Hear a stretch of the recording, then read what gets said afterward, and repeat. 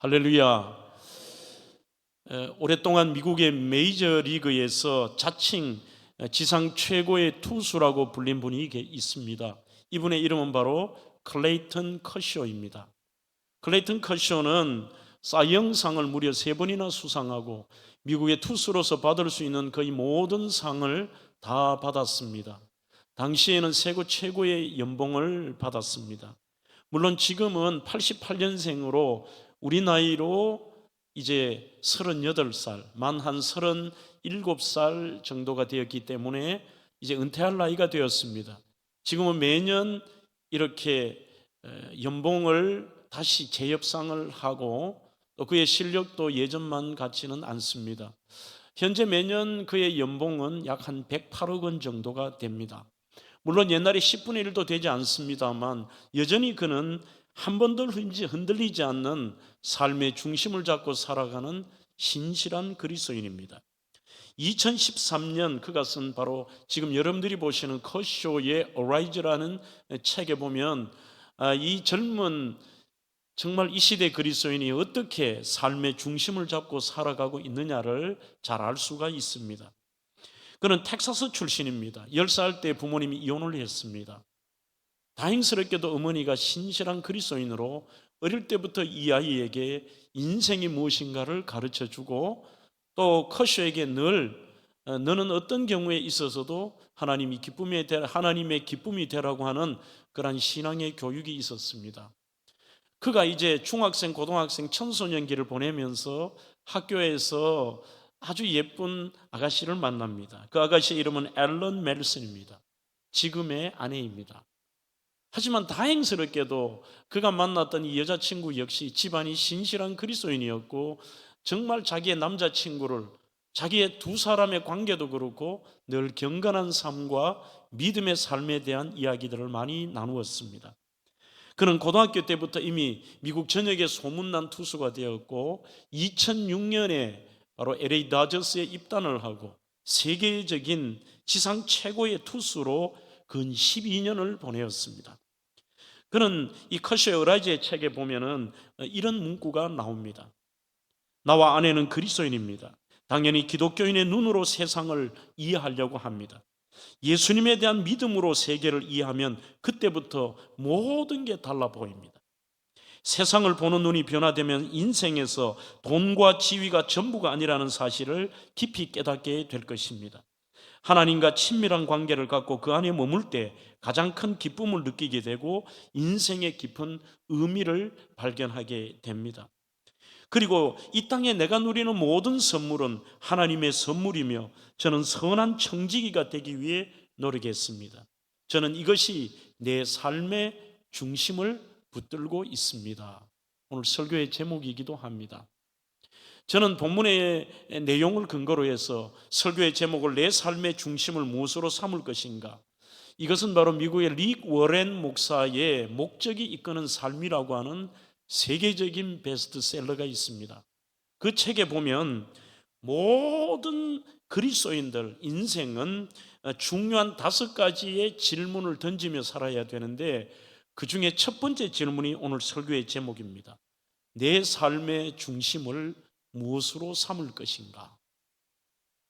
그 질문 앞에 오늘 클레이턴 커쇼는 하나님을 그 삶의 중심으로 두고 하나님의 뜻과 나는 그분이 맡겨주신 내 시간과 물질을 그분을 위해 그분의 뜻대로 살아가야 한다고 하는 그 삶의 중심을 향해서 어릴 때부터 지금까지도 달려갔고 아마 그의 인생은 마지막까지 그렇게 가지 않을까요? 그는 커쇼 챌린저라고 하는 아프리카 어린 고아들을 돌보는 사역, 또 어라이즈 아프리카라고 하는 장애 아프리카 아동 돕기 사역, 비하인드 에브리 도어라고 하는 도심 취약계층 아이들, 자기가 삼진을 하나 잡을 때마다 자기가 $100씩 기부를 하며 취약계층을 돌보는 이러한 선한 청지기의 일들을 감당하고 있습니다. 여러분, 우리는 참 처음에 내가 가졌던 그 삶의 중심과 신앙, 또 그 가치관과 철학을 가지고 평생을 산다는 것은 절대로 쉽지가 않습니다. 때로는 그렇게 나는 살아야 되지, 나는 믿음으로 살고 하나님의 뜻대로 산다고 다짐을 해보지만 시간이 지나면 잊어버리고 세상을 닮아가고 목적 없이 살아가는 그런 어리석은 인생이 될 때도 있습니다. 그래도 다행스러운 것은 어떤 분들은 삶의 전환기가 찾아오거나 어떤 터닝 포인트, 사건이 있으면 깨닫고 다시 그 삶의 중심을 바르게 잡아 나가기도 하는 것이죠. 오늘 바로 본문인 창세기 35장이 그러한 삶의 중심을 잃어버렸다가 다시 찾은 한 사람을 소개하고 있습니다. 바로 야곱의 스토리입니다. 지금의 스토리를 여러분들이 이해하시려고 하면 이 야곱의 스토리는 창세기 28장부터 쭉 살펴보셔야 됩니다. 바로 하나님의 선택, 이 엄마의 뱃속에서부터 그는 선택이 되었지만 형의 장자권을 뺏으려고 하다가 형의 미움을 받고 맞아 죽을 것 같은 위기 속에서 외삼촌 라반의 집으로 도망을 갑니다. 이 1600km의 도망자의 길에서 가는 도중에 베델이라고 하는 곳에서 처량하게 돌을 베고 자다가 그날 밤에 이 실패자 야곱에게 하나님이 찾아오십니다. 야곱아, 야곱아, 내가 너와 함께하마. 다시 너희가 인생의 중심을 잡고 믿음으로 살라는 얘기를 하십니다. 그러자 그가 하나님 앞에 세 가지 약속을 합니다. 하나님, 제가 이렇게 비참하게 도망자 신세지만 다시 하나님께서 은혜로 고향에 돌아오게 하신다면 저는 하나님의 영광 위에 살고 하나님의 집을 짓고 그리고 10의 1조를 명쾌하게 드리며 믿음의 삶을 살겠습니다. 그렇게 약속을 합니다. 드디어 외삼촌 라반의 집에 가서 무려 20년 동안이나 죽을 고생을 하며 자기의 인생 목표도 이룹니다. 큰 거부가 됩니다. 결혼도 합니다. 아내가 4명이나 됩니다. 12명의 아들을 두고 딸도 있습니다. 이제 그런 대거부가 되었고 그 순간에 거기서 이제 사는 것을 하나님이 용납하지 않으시고 20년 동안에 하나님을 잊어버리고 살았던 야곱에게 또 나타나셔서 말씀합니다. 야곱아, 야곱아, 너는 약속의 땅 가나안으로 가거라. 그 약속을 이제 붙들고 모든 식솔들과 자신의 재산인 양떼와 소떼들을 거느리고 드디어 고향 땅, 하나님이 약속하신 가나안 땅으로 그리고 약속했던 베델로 갑니다. 하지만 오늘 이 사건의 바로 그 뒷부분에 이제 있던 일인데 그가 그 숫곳이라고 하는 곳에 이릅니다. 숫곳이 어디인지 지도를 잠시 보겠습니다. 이 숫곳은 지금 지도상으로 여러분들은 표시가 나지 않습니다만 지금의 요르단 땅, 즉 요단강의 동편에 있는 요르단 지역입니다. 하지만 더 충격적인 것이 뭐냐면 그가 이 숫곳에 이르러서 분명 이곳은 약속의 땅, 요단강을 건넌 약속의 땅이 아닙니다. 하나님께서 말씀하신 약속의 땅은 처음에 약속했던 베달이나 아니면 그의 조상 아브라함과 이삭이 살았던 브엘세바라고 하는 지금 네게브 사막 아래쪽에 여러분들이 아래쪽에 보시는 사해바다 좌측에 보시면은 바로 브엘세바라고 있습니다. 그러면 상식적으로 그가 1600km나 떨어진 외삼촌 라반의 집에서 내려와서 약속의 땅에 간다면 이제 베델로 간다 그러면 불과 몇 시간 만에 갈 수 있는 거리입니다. 브엘세바에 가도 아무리 못 가도 3일이나 4일 식소를 거느리고 동물까지 거느려도 3, 4일이면 갈 수 있는 길인데 희한하게도 성경은 그가 바로 요단강을 건너지 않고 약속의 땅이 아닌 저 숫곳이라는 곳에 정착을 합니다. 숫곳에 정착을 해서 왜 정착하는 것을 알 수가 있느냐 하면 여기에서 그가 33장 17절로 19절에 보면 제일 먼저 그가 했던 게 자기를 위하여서 이제 땅을 삽니다. 세겜의 아버지 하몰의 아들들로부터 100개, 이거는 당시에 어마어마한 돈입니다. 그 100개를 주고 땅을 삽니다. 이미 여기서부터 여러분 거기에 머무르겠다는 의지가 있는 것을 알 수가 있습니다. 거기에 자기 집을 짓습니다. 더 나아가서 짐승들을 위하여 우리를 만들고 재산을 투자해서 이제 거기에서 소위 투자를 하기도 합니다. 아니 그게 무슨 문제가 있느냐? 오늘 제가 지도를 보여드린 것은 하나님이 그에게 약속하셨고 믿음의 이 족보를 이루면서 그 구원의 하나님의 구속사를 이루려고 그에게 약속의 땅 요단 서편에 있는 가나안 땅으로 가라고 했습니다. 하나님과 서원했던 베델로 가야 되겠죠. 불과 얼마가 되지 않는 그 베델에 가지 않고 엉뚱하게도 바로 요단강 저편에 있는 숫곳이라는 곳에 땅을 사고 집을 짓고 우리를 만들고 투자를 하면서 완전히 여기에 정착을 하고 있습니다. 그것이 33장에서 34장인데 이때의 시간을 계산해 보면 약 10년에서 12년 사이입니다. 근 10년을 그렇게 이 숫곳에 산 것입니다. 하나님과의 서원도 없습니다.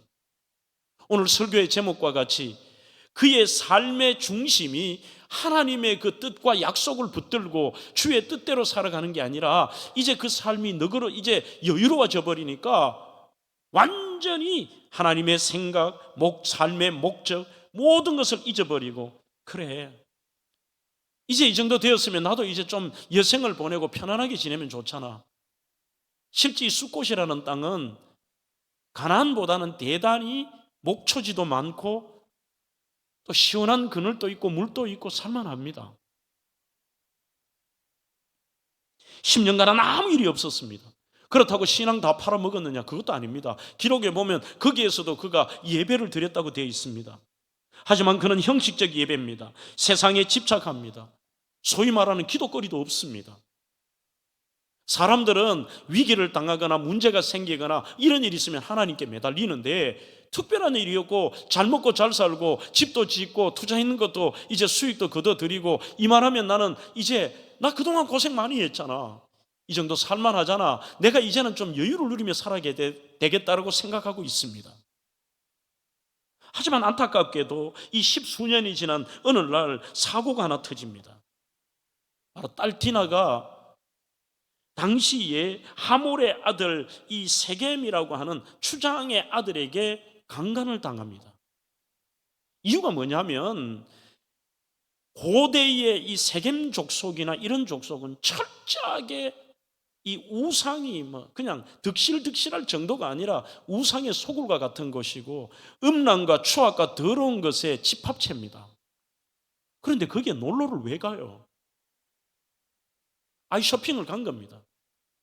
이미 아버지에게도 이 신앙의 교육도 똑바로 전수가 되지 않은 것 같습니다.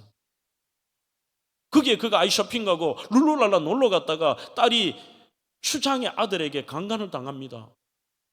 이 사실을 알았던 오빠들이 화가 머리끝까지 나서 가서 작전을 꾸미고 그들에게 화친을 하는 것처럼 말하고 할례를 하라고 시켜놓고 남자들이 이렇게 아파할 때 그때의 침범에서 바로 자기 여동생을 겁탈했던 주변의 남자들을 다 죽여버립니다. 얘기를 들었던 야곱이 심각합니다. 가슴이 철렁 내려앉습니다. 큰일 났다. 좀 이제 뭔가 편안하게 지내려고 했더니만 또 사고가 터지는구나. 압니다.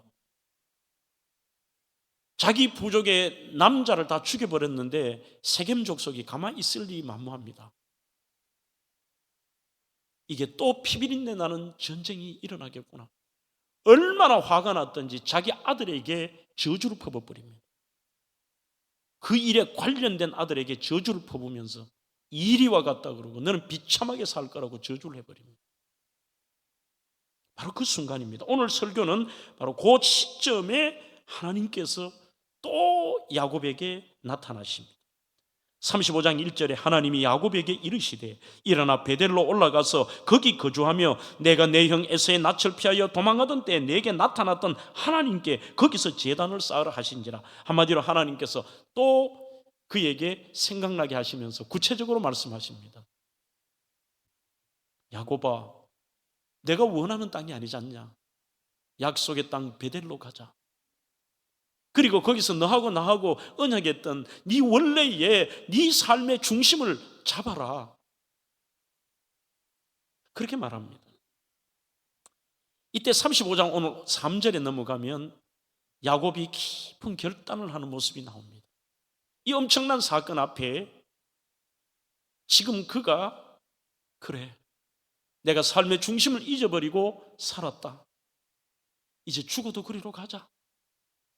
내 삶의 중심을 찾자라고 온 식구들에게 말합니다. 우리가 일어나 베델로 올라가자. 내 환난 날에 내게 응답하시며 내가 가는 길에서 나와 함께 하신 하나님께서 내가 거기서 제단을 쌓으리 하노라. 이제 내가 진짜 남은 인생은 내 중심을 하나님으로 삼고 그분의 뜻대로 살겠다라고 결단하며 가자라고 얘기를 합니다. 우리 뒷부분에 이런 얘기가 나와요. 그러면 가면은 세겜 사람들이 쫓아와서 또 전쟁을 걸고 그리고 많은 사람들이 이들과 대적해야 되는데 하나님께서 그가 믿음의 중심을 딱 지키니까 아무도 그들을 건들지 않습니다. 가는데 드디어 그가 베델에 가서 하나님께 제사를 지내며 삶의 중심을 찾고 이곳은 엘 베델이라고 다시 한번 부릅니다. 베델의 하나님이라. 오늘 이 사건을 통해 저희들이 몇 가지 삶의 중심을 잡고자 하는 우리의 모습들을 점검해 보고자 합니다.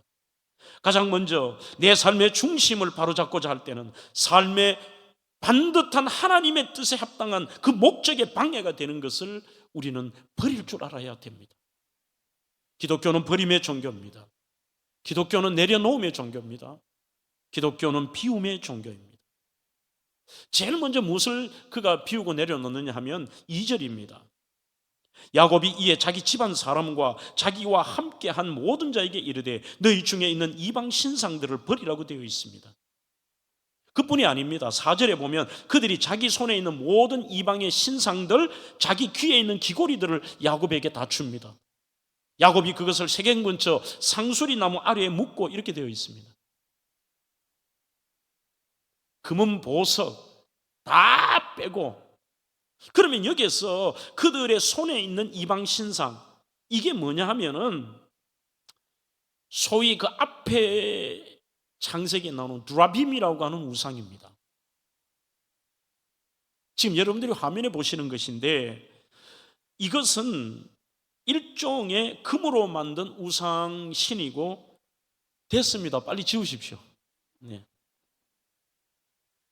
소위 말하는 이동식 신이면서 마스코트 나를 지키는 수호신이고, 특히 이들에게는 여자들이 이 드라빔을 늘 가슴속 깊이 옷 속에 품고 다닙니다. 바로 그 드라빔이라고 하는 튀르키예 북쪽에 그리고 하란 쪽의 우상인데 이것은 다산의 신입니다. 그리고 그것을 품고 있으면은 남자의 사랑을 받는다라고 하는 우상입니다. 그러니 여자들이 남편의 사랑을 받고 애를 놓고 이 다산과 가정의 기쁨과 자기의 쾌락을 위하여서 늘 품고 다니는 거예요. 하나님을 믿는다고 하면서도 이미 세속에 물들며 이 종교 혼합주의가 일어나면서 다른 것은 다 포기해도 그것을 다 품고 다니는 겁니다. 좀 강한 적용일 수도 있는데 교회 다니면서도 점 보고 교회 다니면서도 사주 보는 것과 뭐가 다를 바 있겠습니까? 아하. 오늘 우리가 붙잡는 게 뭐냐? 여전히 이 집착하는 게 있다는 겁니다. 그것을 삶의 중심이 흐트러져도 하나님 보시기에 문제가 있다고 해도 그것을 못 놓는 거예요. 그것부터 시작하는 겁니다. 우리의 삶의 중심을 잡으려고 하면은 지금 삶의 목적에 방해가 되는 것들을 버리자는 겁니다. 드라빔을 버린다는 것은 정말 어려웠을 겁니다. 도대체 우상이란 뭘까요? 우리가 버려야 될 우상이 뭐냐? 꿈으로 사는 비전 인생이라는 책에 보면 하나님과 나 사이에 끼어드는 것이 우상이라고 말하고 있습니다. 또한 하나님을 사랑하지 못하게 만드는 것, 하나님을 섬기는 일에 방해가 되는 모든 것, 심지어 신약성경 골로새 3장 5절에는 탐심은 곧 우상 숭배니라고 말하며 가장 우리 인생에 하나님 중심으로 살아가고 주의 뜻대로 살아가는데 방해가 되는 것이 탐욕, 탐심이라는 것입니다. 자신이 어떤 것에 욕심을 갖게 되면 내 생각과 사고를 지배하는 가장 강력한 존재가 욕심의 대상이 되고 추구하는 대상이 되고 하나님과 나 사이에 끼어들어서 완전히 내 삶의 그 길을 집착하게 만드는 이 모든 게 우상입니다. 돈과 이성과 취미와 권력과 지위와 쾌락과 학문과 자존심과 이런 게 우상이 될 수 있는 것이죠. 미국 이민사에 보면은 남자들에게는 골프가 우상인 것 같습니다. 골프 자체가 싸기도 합니다만 일주일 내내 일하고 가서 그 골프 치는 환상에 이거는 뭐 주일도 없고 예배도 없고 하나의 예배는 형식으로 빨리 마치고 가야 되는데 급한 이런 게 잡히면 아예 안 나오고요. 좀 더 이제 직접적인 얘기죠. 그런 분들에게 당신의 삶의 중심이 뭡니까? 말은 그렇게 안 하고 나도 예배 드립니다. 형식적인 예배를 숲곳에서 드렸던 것처럼 나 예배 드립니다. 나 예수 믿습니다. 그러나 그 깊숙하게 들어갔을 때 하나님과 그분 사이에 끼어드는 어찌 보면 그분에게는 골프가 우상일 수도 있습니다. 오늘 이 시대의 가장 강력한 우상은 돈입니다. 젊은 청년들에게 한 번씩 제가 토크 콘서트를 하면 제일 요즘 많이 나오는 질문이 뭐냐면 돈에 관련된 겁니다. 목사님, 그리스도인 청년이 주식 투자하면 죄입니까? 제가 죄가 아니라고 했습니다. 그러나 죄가 될 수도 있습니다. 목사님, 어떤 것은 투기고 어떤 것은 투자입니까? 그것은 그만큼 이 아이들에게 관심이 많다는 겁니다. 그래서 오늘 3부 예배 때 제가 몇 주간 준비를 했습니다. 그리스도인의 올바른 재정관과 재테크라고 그래가지고 청년들에게 좀 가르쳐야 되겠습니다. 궁금하신 분 3부 참석하십시오. 오늘 이 시대에 저는 큰 우상이 스마트폰이라고 생각합니다. 여기에 얽매여서 아무것도 못해요. 주일날 예배를 와도 그것을 봐야 됩니다. 요즘은 또 유튜브가 우상입니다. 그 수많은 잘못된 정보에 노출이 되며 거기에 집착하며 청소년들은 게임이 우상일 때도 있습니다. 지금 이 시대는 우리 모두가 청소년은 청소년으로, 청년은 청년으로, 장년은 장년으로 과연 내 삶의 중심이 올바르게 서 있으며 딱 한 번뿐인 인생에 내가 어디에 중심을 두고 있느냐를 돌아보는 시간이 되어야 합니다. 아무리 붙잡아도 짐 엘리엇은 이런 말을 합니다. 붙잡을 수 없는 헛된 것을 위하여 투자하기보다는 영원히 빼앗기지 않는 영광을 위하여 투자하는 삶을 미련하다 하지 말아라. 그렇게 말하고 있습니다. 세켐에서 베델로 가는 것, 숫곳에서 베델로 가는 것이 단순하게 지리적으로 이동하는 게 아닙니다. 본토, 친척, 아비 집에 의존하며 살아가는 삶으로부터의 단절, 너가 지금까지 너가 그렇게도 집착했던 것을 내려놓으라는 겁니다. 여러분들 아깝지 않았겠습니까? 은을 100개나 주고 산 그 은이 우리가 아는 이렇게 작은 은이 아닙니다. 어마어마한 덩어리 100개를 준 거예요. 그것을 포기하라는 뜻입니다. 얼마 전에 기독교 잡지가 아니라 일반 잡지에서 제가 잊혀진 독립운동가의 후손 고려인에 대한 글을 읽으면서 참 충격도 받고 우리 그리스도인의 중심이 뭔가를 한번 생각해 봤습니다. 과거 일제시대 1930년대 만주와 간도 일대에서 항일 운동을 벌이다가 우리가 아시다시피 스탈린의 정책에 따라서 1930년대 이들을 강제로 그 간도와 이 만주 동쪽에서 무려 6,000km나 떨어진 중앙아시아로 강제로 이주를 시켜버립니다. 가서 뭐 집을 주고 대접을 잘하는 게 아니라 아무것도 없습니다. 그냥 저기에 가서 버려버렸습니다. 6,000km. 하지만 안타깝게도 그렇게 만주와 간도 일대에 살았던 분들은 살기 위해 간도에서 산 분도 있습니다만 대다수가 독립투사 그들의 후손들이었습니다. 독립투사들의 2세, 3세. 그 후손들이 그러면 카자흐스탄, 우즈벡 이런 중앙아시아에 가서 잘 살았느냐? 밑에 제가 방금 보여드린 사진은 노동자들의 공동묘지라고 하는 곳에 이름 없이 빚도 없이 많이 묻혀 있고, 정말 자신의 삶과 고향과 본토, 친척, 아비집을 떠나고 온갖 핍박과 잡혀서 일제에 고문도 당하고 삶의 모든 그런 고통을 받으면서 모든 자기의 부귀영화를 내려놓았던 그 독립투사들, 후손들 잘 살아야 될 거 아니에요. 하지만 쓸쓸한 그 후손들조차도 무국적자가 많고 쓸쓸한 말년을 현재 2세, 1세는 거의 다 죽어버렸고요. 2세가 90세가 넘는 분들이 조금 남아 계시지 않습니다. 쓸쓸한 말년을 보내고 있습니다. 노동자들의 공동묘지. 저도 이 책에서 처음 들어봤던 인물, 개봉우 선생, 최계립 선생, 최재영 선생, 이동희 선생 등 수많은 사람들이, 어떤 분들은 시체조차 잡을 수 없고 일제에 의해서 거기서 비참하게 죽고요. 그 책에 개봉우 선생의 아들이 인터뷰를 한 게 이 기사에 나오는데 이렇게 말합니다. 우리 아버지 정말 고생만 하다가 죽었습니다. 이렇게 말을 합니다.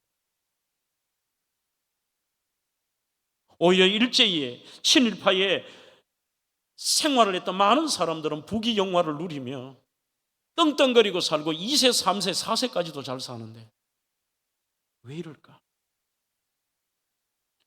저는 여기에서 질문을 던져보았습니다. 그들의 삶의 중심에 분명한 게 있었기 때문에. 세상의 부귀영화도, 세상에 사람들이 가는 그 길도, 잠시 잠깐의 편안함도 다 내려놓을 수 있었던 것. 더 나은 가치 때문에. 우리 그분들의 희생의 덕을 우리도 본 거예요. 사랑하는 성도 여러분,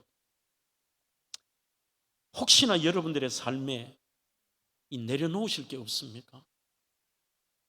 성경에서 이 땅에 누리는 모든 게 잘못이 아니라 그랬습니다. 성실하게 일하며 최선을 다해 이 땅에서 너희들이 누리는 것은 하나님의 선물이라 그랬습니다. 그런 것이 아니라 하나님 중심으로 살아감과 내가 하나님의 뜻대로 살아가는데 방해가 되는 그 어떤 것이 없느냐. 그게 아무리 좋은 것일지라도 오늘 우리의 삶의 중심을 지킬 때 그것을 내려놓을 수 있다는 것입니다. 두 번째로 내 삶의 중심을 하나님과 하나님의 뜻대로 삼기 위해서는 우리 자신의 정결함이 필요합니다. 오늘 2절에 자신을 정결하게 하고, 디모데후서 2장 21절에도 그러므로 누구든지 이런 것에서 자기를 깨끗하게 하면 귀히 쓰이는 그릇이 되어 거룩하고 주인의 쓰심에 합당하다는 것입니다. 한마디로 간단하게 설명을 한다면 우리의 겉으로 보이는 어떤 모습의 변화보다도 우리의 내적인 그 정결함을 지금 야곱은 자기 자신과 후손들에게 요구를 하는 겁니다.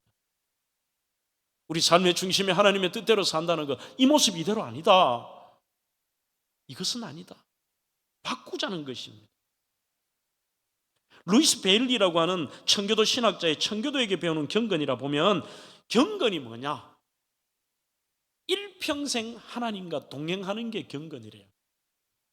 일평생 그분을 의식하고, 말을 할 때나 행동할 때나 심지어 생각할 때도 하나님을 의식하고 하나님을 의지하고 하나님께 영광을 돌리고, 이게 동행입니다. 루이스 베일리는 세 가지를 잘 다스려야 되는데 이 경건을 위해서 미국을 세웠던 청교도의 지도자였던 평신도 지도자 루이스 베일리는 가장 먼저 말하는 게 말 다스리기입니다. 믿는다 하면서도 많은 분들이 그 자신의 정결함에 말의 정결함이 없다는 것이죠. 사랑하는 성도 여러분, 하나님의 존전에서 말하고 자신의 말에 책임을 져야 되는 겁니다. 얼마나 많이 우리가 이 시대에 하나님 중심으로 산다고 하면서도 남에게 상처를 주고 부정과 비판과 불평과 불만과 거짓됨과 온갖 우리 그리스도인으로 해야 되지 않을 말들을 하며 우리는 하나님 믿는다고 얘기합니다.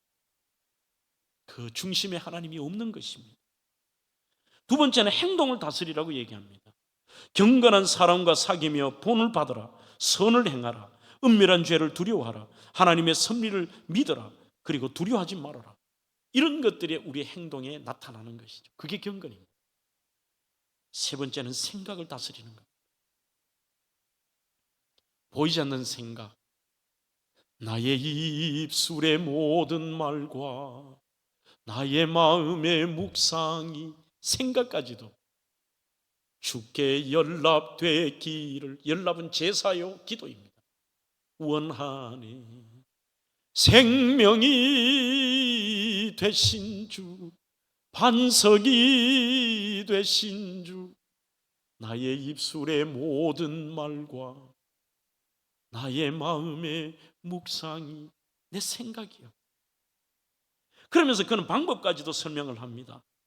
늘 사람들의 생각은 온갖 탐욕과 자존심 상한 것, 기분 나쁜 것, 안 좋은 것, 부정적인 것, 잘못된 것, 음란한 것, 추악한 것, 그게 아닌 보다 의미 있는 일을 생각하라, 이렇게 얘기합니다. 보다 의미 있는 일을 생각하라. 좀 생각해야 됩니다. 지금 생각이, 의미 있는 생각을 하기를 싫어합니다.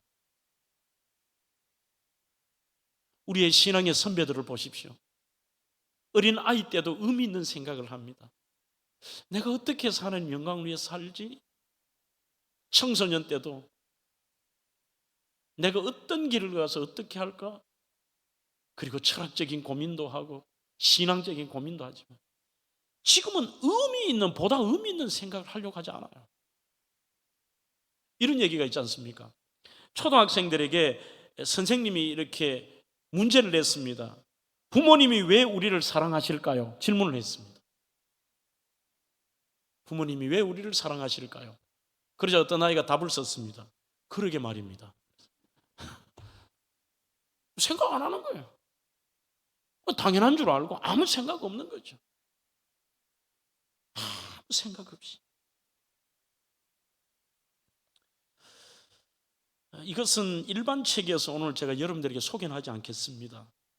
뉴욕 타임즈의 칼럼니스트인 데이비드 브룩스가 쓴 인간의 품격이라는 책에 보면 우리 모든 사람의 내면에는 두 개의 자아가 존재한다고 이야기를 합니다. 하나는 커다란 자아가 있고 하나는 작은 자아가 있습니다.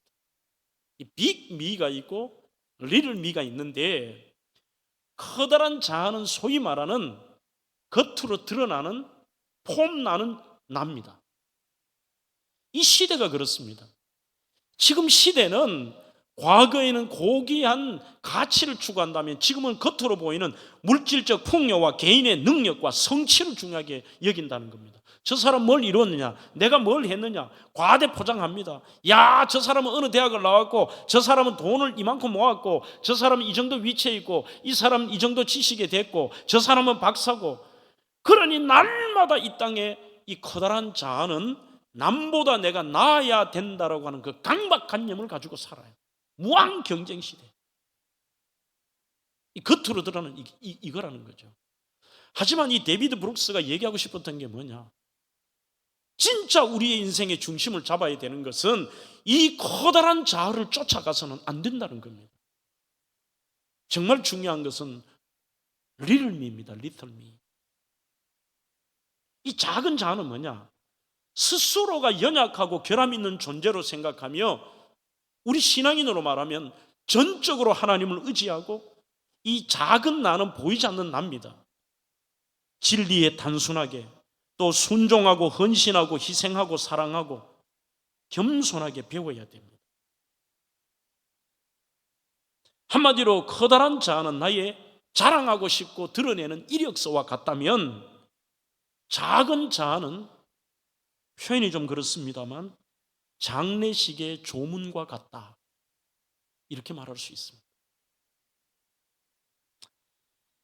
여러분들이 이 브룩스도 그런 얘기를 합니다만, 장례식에 갔거나 그 사람을 평가할 때, 그분을 이야기할 때, 그분의 인생, 딱 한 번뿐인 인생을 이야기할 때 이렇게 합니까? 야, 저 사람은 스카이를 나오고, 저 사람은 이야 재산이 얼마고, 저 사람은 영어를 잘하고 토익 점수가 몇 점이고, 야, 저 사람은 박사학위를 가지고 있고, 그런 얘기 합니까? 안 합니다. 진짜의 평은, 진짜 중요하게 우리가 중심을 잡아야 될 것은 작은 자아입니다. 그가 얼마나 정직하고 사랑스러웠는지, 그가 얼마나 하나님 앞에 경건했는지, 그가 얼마나 겸손했는지, 그가 얼마나 헌신했는지, 그가 얼마나 아름다운 삶의 자취를 남겼는지, 그가 진리에 얼마나 지키려고 용감했는지, 그리고 더 중요한 것은 그가 얼마나 남을 위해 살았는지, 그가 얼마나 하나님의 뜻대로 살았는지. 야곱의 인생을 전체적으로 보면 삶의 중심이 지금까지는 전부 커다란 납니다. 삼촌보다 잘 살아야 되고, 양떼도 많아야 되고, 결혼도 해야 되고, 예쁜 여자하고도 결혼해야 되고, 자식들도 이만큼 있어야 되고, 지별이 많지. 나는 이 땅에서 인간적인 축복을 받아야 되고, 커다란 나의 초점을 맞췄습니다. 그런데 그가 돌아보니 자기 인생의 가장 작은 나이였을 때 하나님이 임재하시고 하나님의 능력을 경험하고 연약한 절름발이 인생, 작은 나이에 주목하게 된 것입니다. 그래서 그는 말합니다. 정결하자. 하나님께로 돌아가자. 마지막 세 번째로, 우리는 하나님 붙잡고 하나님, 내 삶의 중심을 하나님께로 두는 그것이 어떤 뜻이냐 하면, 결국은 내 삶의 스타일을 하나님이 원하시는 스타일로 바꾸는 것입니다. 오늘 3절 보겠습니다. 우리가 일어나 베델로 가자. 내 환난 날에 내게 응답하시며 내가 가는 길에서 나와 함께 하신 하나님께 내가 거기서 제단을 쌓으려 하노라 하는데, 2절에 가족들에게도 얘기합니다. 특별한 말을 하고 있습니다. 너희들의 의복을 받고 입으라고 얘기합니다. 옷 받고 입어라. 아마 그들은 과거에 살았던 하란에서의 그 전통과 그 방식의 옷을 입고 있었던 것 같습니다. 단순하게 옷을 입고 누더기 옷을 입으라는 뜻이 아닙니다. 영적으로는 우리가 지금까지 살아왔던 커다란 나의 삶과 나의 스타일들과 세상과 똑같았던 내 스타일을 우리 바꿔야 된다. 카리스 주석에도 그렇게 쓰고 있습니다. 의복을 바꾸라는 말은 지금까지의 삶의 스타일을 바꾸라. 회개와 결단은 물론 의복은 사람의 신분과 삶의 양태를 나타내 보이는 것으로, 의복을 바꾸는 것은 현재의 삶과 내 신분을 벗어버리고 새로운 삶으로 전진하기 위한 결단이다. 뭔가 우리의 지금의 삶의 그 스타일을 좀 바꿔야 돼요. 우리 어린아이들, 청소년들도 매일 전화기를 붙들고 있다면 바꿔야 됩니다. 뭔가 우리의 삶에 너무나도 이 탐욕으로 말미암아 돈이 여러분들의 삶을 지배하고 집착한다면 스타일을 바꿔야 됩니다. 세상 사람들 속에 살지만 그들과 삶의 스타일이 다르게 사는 것, 그것이 하나님을 붙잡고 사는 사람의 모습입니다. 드디어 7절에 그가 거기서 제단을 쌓고 그곳을 엘베델이라 불렀으니 이는 그의 형의 낯을 피할 때에 하나님이 거기서 그에게 나타나셨다고 되어 있습니다. 하나님의 집에 하나님. 그러자 놀라운 일이, 우리는 그렇게 하면 세상 것 다 내려놓고 아무것도 안 되고 그냥 우리는 이 땅에서 신앙생활만 하면서 산다. 아닙니다. 의외로 10절에 보면 그의 이름을 하나님이 이스라엘로 바꾸시고 하나님이 그에게 이르시되 11절 나는 전능한 하나님, 나는 전능한 하나님이라. 너는 생육하고 번성하라. 그때부터 진짜 복이 임하는 것입니다. 삶의 스타일이 바뀌고 세상 속에 하나님 붙잡고 주님 뜻대로 하나님 중심으로 산다. 여러분들, 이게 복입니다. 우리는 거꾸로 합니다. 커다란 자아만 붙들고 있다가 나중에 자기 생각대로만 살고 자기 의지만 대로 내가라고 주장하고 내 뜻대로 멋있게 산다고 하지만 나중에 하나님 앞에 섰을 때요, 부끄러운 인생이 되어서는 안 됩니다. 오늘 내 삶의 중심이 뭐냐? 오늘 저는 영화의 이야기로 설교를 마무리하고자 합니다. 오래전에 그 국제시장이라는 영화가 있었죠. 그게 한국전 그 흥남부두의 철수로부터 가슴 아픈 사인으로부터 그 가족들이 흩어지기도 하고 피난민 생활, 부산에 내려와서 한 가족의 그 일대기를 그리면서